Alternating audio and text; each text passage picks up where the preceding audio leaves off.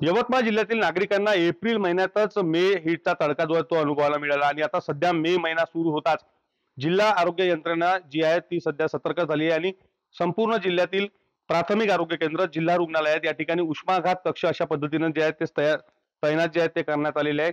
विशेष खबरदारी म्हणून हे संपूर्ण उष्माघात कक्ष जे आहेत ते तैनात करण्यात आलेले आहे. एकंदरीत जर पाहिलं तर एप्रिल महिन्यात मोठ्या प्रमाणात उन्हाच्या झळा यवतमाळकरांना सोसाव्या लागल्या. त्या ठिकाणी साधारणतः 44.6 डिग्री सेल्सिअस पर्यंत तापमान जे आहे त्या ठिकाणी गेलं होतं आणि त्यानंतर खबरदारी म्हणून जिल्हा प्रशासनाकडून संपूर्ण प्रत्येक प्राथमिक आरोग्य केंद्रामध्ये साधारणतः एक कक्ष जो आहे तो अशा पद्धतीने उष्माघात कक्ष तयार करण्यात आलेला आहे. मी आहे सध्या प्राथमिक आरोग्य केंद्र सावरगड या ठिकाणी. आपण पाहू शकतो की रुग्ण सुद्धा या ठिकाणी एक उपचार उष्माघाताचा जो आहे तो घेत आहेत. वैद्यकीय अधिकारी आहेत. मॅडम, उष्माघाताचं प्रमाण जे आहे ते वाढत चाललेलं आहे. उष्माघात कक्ष या ठिकाणी तैनात करण्यात आलेला आहे. काय नेमकी खबरदारी आणि काळजी नागरिकांनी घ्यावी? नागरिकांनी दुपारी तर बाहेर 12 ते 4 मध्ये बाहेर पडायला नाही पाहिजे.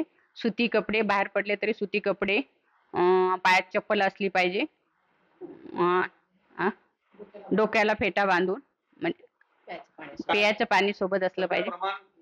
उष्माघाताचं सध्या प्रमाण वाढत आहे, त्यामुळे आमच्याकडे जर उष्माघाताचा पेशंट आला तर आम्ही आमच्या लेवलवर मॅनेजमेंट करत असतो. आमचा उष्माघात कक्ष वगैरे तयार आहे सर्व. निश्चित आपण पाहू शकतो की प्रत्येक ठिकाणी अशा पद्धतीनं उष्माघात कक्ष जे आहेत ते तैनात करण्यात आलेले आहे आणि या संपूर्ण ग्रामीण भागातील लोकांना सुद्धा तात्काळ उपचार मिळावे याची काळजी आरोग्य विभाग यंत्रणेकडून या ठिकाणी घेण्यात आलेली आहे. विवेक गावंडे, टीव्ही 9 मराठी, यवतमाळ.